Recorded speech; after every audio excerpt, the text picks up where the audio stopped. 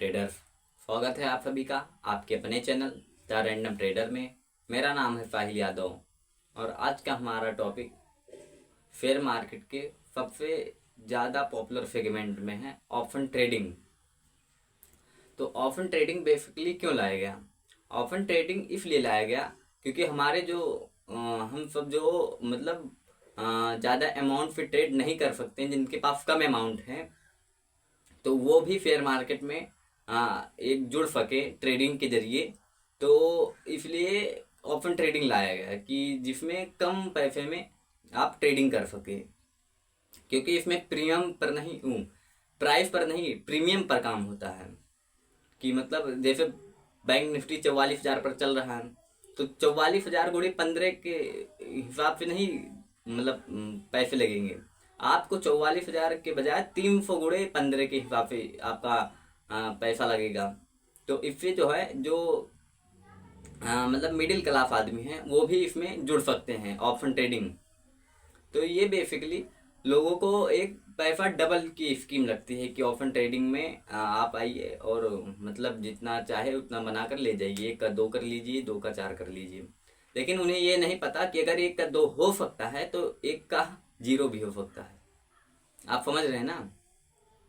तो इसमें जो है जो सच में जो इसमें ट्रेडिंग करते हैं वो केवल 5% हैं कि जो प्रॉफिट निकाल रहे हैं। 95% लोग सिर्फ लॉस कर रहे हैं, वो होप में ट्रेड कर रहे हैं। और जो कुछ लोग सही से ट्रेड भी कर रहे हैं वो अपना risk reward rule, risk management, money management, तो ये सारी चीज़ें नहीं मतलब सही से बैठा पा रहे हैं, जिससे वो लॉस कर रहे हैं।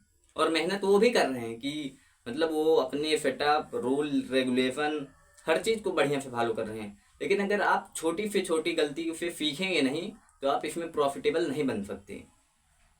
क्योंकि अब मार्केट में बहुत ज़्यादा वो हो गया, वोलेटाइलेशन हो गया है, इसमें कंपटीशन बहुत ज़्यादा हो गया है। अब हर बंदा हर चीज़ सीख सकता है।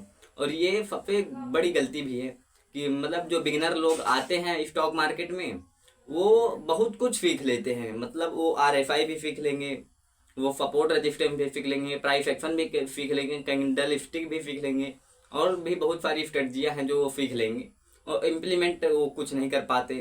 तो वो तो मतलब ये कह दीजिए आप कि वो 10% भी नहीं आते कि जो 5% प्रॉफिट कर रहे हैं, अगर उनसे और 5% पीछे लिया जाए 90 तक, तब भी वो नहीं आएंगे, क्योंकि वो कुछ बैठा ही नहीं पा रहे हैं। वो कोई एक चीज़ पर इम्प्लीमेंट ही नहीं कर रहे हैं कि हम इस पर काम करेंगे या ये हमारा सेटअप है। तो इसलिए वो इस मार्केट में आते ही लॉस करते हैं। इसमें मार्केट में होप कभी मत रखिए, क्योंकि अगर आप मार्केट में होप रखेंगे तो मार्केट आपकी होप को तोड़ेगा पहले तो। फिर अगर आप इसमें होप रखे हैं तो मार्केट ने आपकी होप को तोड़ा, फिर आपकी साइकोलॉजी भी खराब हुई, आपका माइंडसेट भी खराब हुआ, और आपको सीखने की ताकत नहीं मिलेगी। तो इसीलिए जब आप पहले आप बिगिनर हैं तो मार्केट में आइए तो पहले सीखने के नज़रिए से आइए। तो इसीलिए कहा जाता है कि मार्केट में जो सीखने के लिए आता है वो कमा कर जाता है, और जो कमाने के लिए आता है वो सीख कर जाता है। तो इसका यही रीजन है।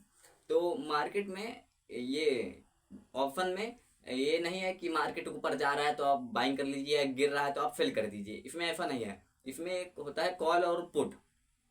तो कॉल जो है वो कॉल का चार्ट जो है वो इंडेक्स के, बैंक निफ्टी के इंडेक्स के चार्ट के समांतर ही चलता है। मतलब अगर बैंक निफ्टी का कॉल देखेंगे तो बैंक निफ्टी के इंडेक्स के समांतर ही चलेगा, कि अगर बैंक निफ्टी ऊपर जा रही है तो वो भी ऊपर जाएगा, और अगर वो नीचे जा रही है तो भी नीचे जाएगा।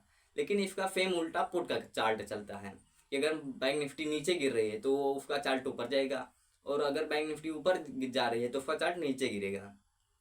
तो इसका कारण क्या है?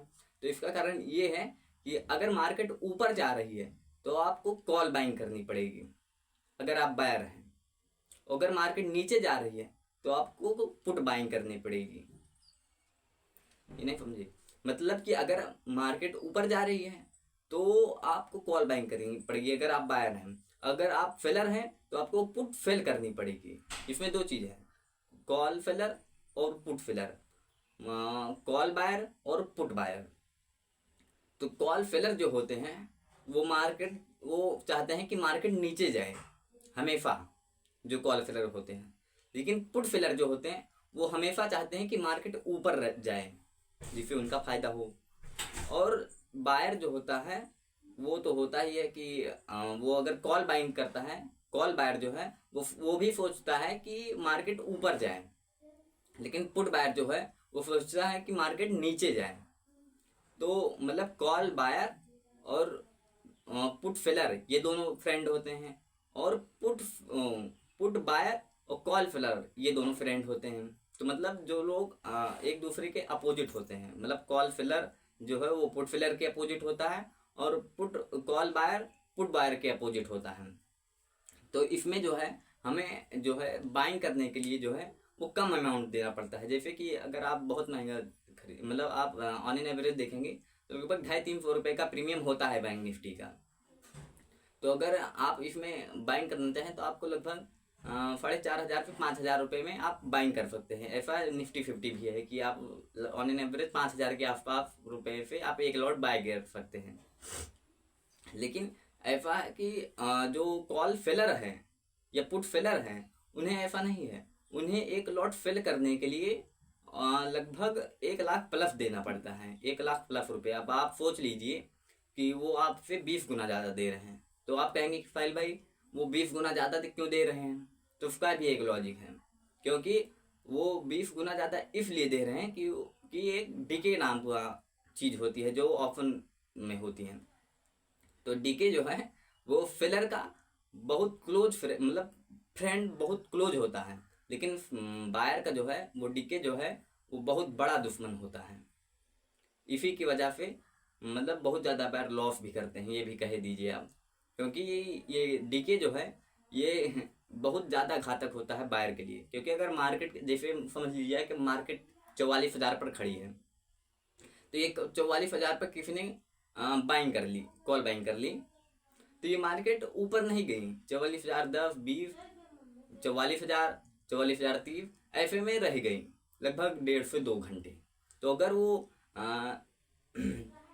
1 से 2 घंटे भी रह गई यहीं 44,000 44,050 के अंदर, तो कॉल फिलर तो मतलब जो कॉल बाइंग करे रहेगा तो वो तो कहेगा कि यार मार्केट कहीं ना गई तो हमें क्यों लॉस होगा। लेकिन लॉस होगा उसे इसी डीके की वजह से। उसे लगभग इस दिन रहे, क्योंकि ये एक्सपायरी जितनी नज़दीक आती जाएगी डीके उतना ही तेज बढ़ता है।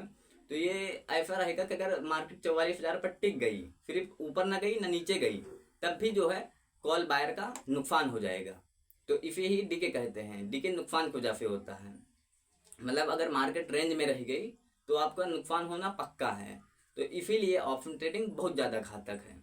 और इसी की वजह से इसी डीके का फायदा लेने के लिए जो है आपका वो अगर आप 5,000 रुपये देकर वो बाई कर रहे हैं तो वो उसका 20 गुना ज़्यादा देकर वो फिल करते हैं इसी डीके की वजह से। क्योंकि ये माना जाता है कि अगर मार्केट में 4 ट्रेडिंग डे हैं तो उसमें से 70 ट्रेडिंग डे है जो है वो कम रेंज मतलब रेंज में रहते हैं, कंसोलिडेट ही करते हैं। सिर्फ 30 दिन जो है वो ट्रेंडिंग मार्केट होता है।